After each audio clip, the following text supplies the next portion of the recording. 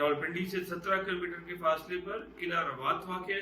उस वक्त के एक अक्खड़ सरदार सुल्तान सारंग की कब्र भी इस किले के अंदर ही वाक़ है, जो 1546 में शेरशाह सूरी की अफवाज के खिलाफ लड़ते हुए फौत हुआ। इसके अलावा बुद्ध मत के स्तूपा की बाक़ियात भी रावलपिंडी से 32 किलोमीटर दूर मानक्याला के मकाम पर दरियाफ्त हुई हैं।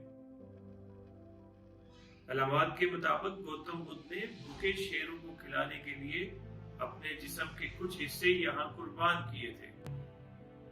1930 में स्तूपा से सोने, चांदी और तांबे के मुतअद्दिद सिक्के और एक कांसी का ताबूत भी मिला। गखरू ने पोठवार खित्ता पर तकरीबन 850 साल तक हुकूमत की। पोठवार कदीम तारीख के दामन में एक ऐसा झिलमिलाता खित्ता है जिसकी चमक जमाने की उलटफेर भी कम न कर सके।